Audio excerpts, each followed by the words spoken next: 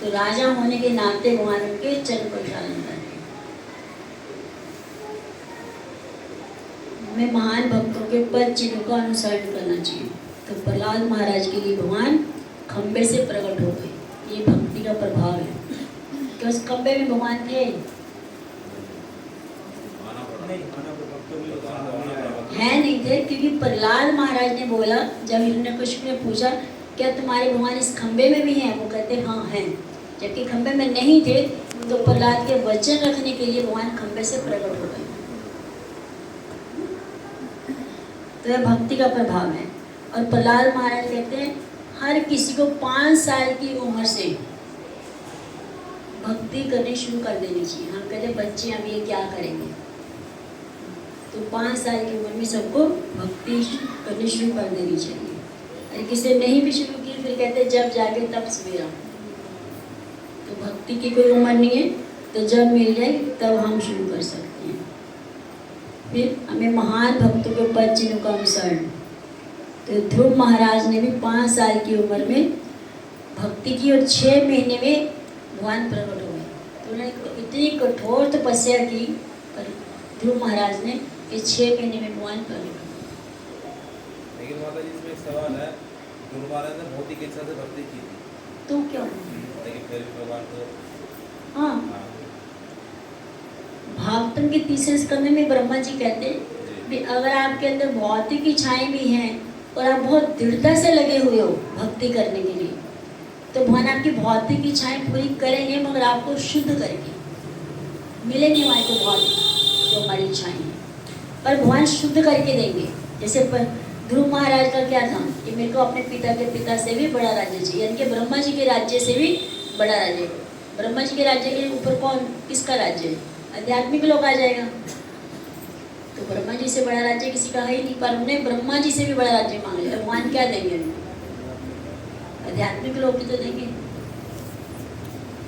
तो पर जब 6 महीने बाद भगवान प्रकट हुए और ध्रुव महाराज ने दर्शन किए, तो कहते तुम वरदान मांगो। क्या ध्रुव महाराज ने मांगा?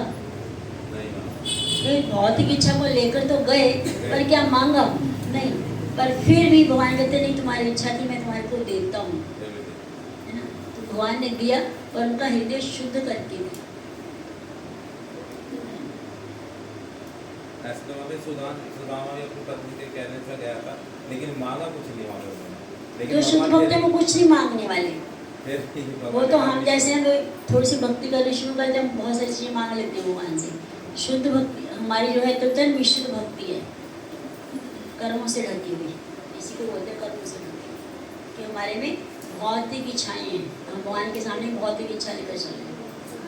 चाहे देवी देवता हैं, चाहे भगवान है, विष्णु है, चाहे कृष्ण है, चाहे भगवान राम है, कोई भी है, वो हमारे को क्या देने वाले हैं? हीरा देने वाले हैं। पर हमेशा हम क्या मांगते हैं? कंकड़, यानी कि पत्थर मांगते रहते हैं।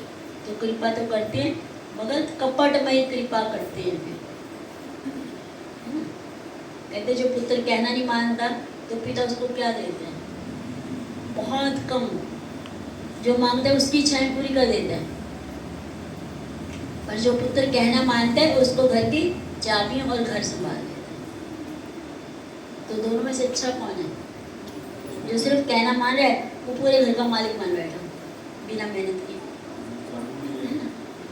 और दूसरा जो कहना नहीं मान रहा, उसको क्या मिल रहा है? जितनी चीज मांग रहा है उसको उतनी मिल रही, ठीक है, जब उसके लिए अच्छी है या नहीं है।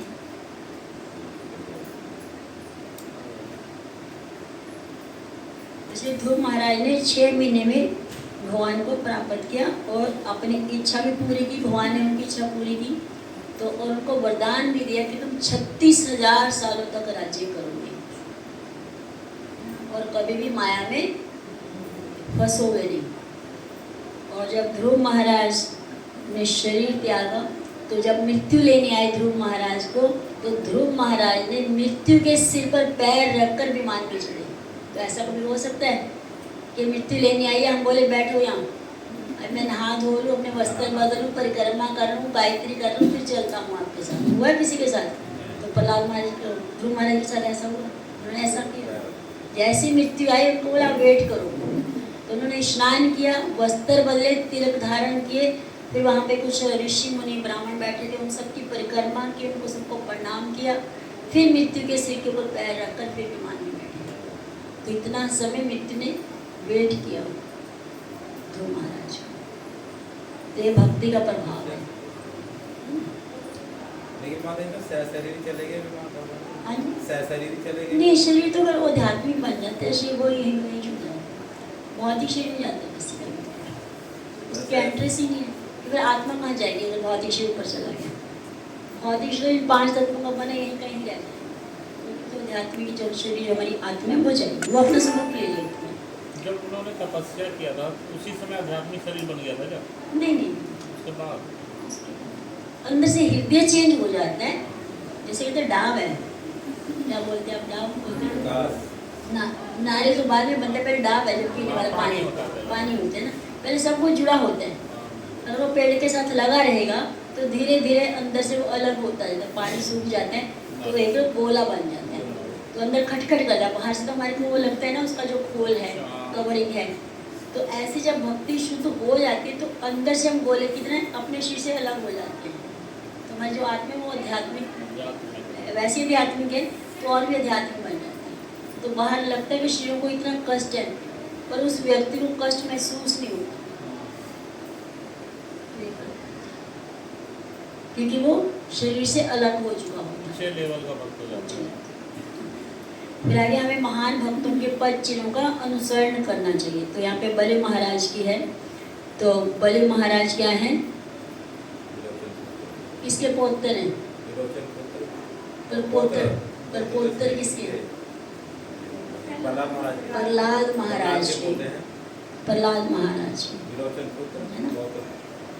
तो जब असुरों ने स्वर्ग को जीत लिया, इंद्र को हरा दिया, तो इंद्र बहुत दुखी हुआ। जब हार गया तो स्वर्ग से निकलेंगे ना वो अपने राज्य से, तो इंद्र को बुरा भी लगा और दुख भी हुआ, क्या करेंगे? तो वो भगवान के पास, ब्रह्मा जी के पास जाते, तो ब्रह्मा जी फिर गर्भूषा विष्णु के पास आते। तो वो कहते, इंद्र कहते कि आप उनको मार दो, बलि महाराज। क्यों? बलि महाराज के असुर कुल के, प्रहलाद महाराज और हिरण्यकशिपु कुल के, असुर कुल है।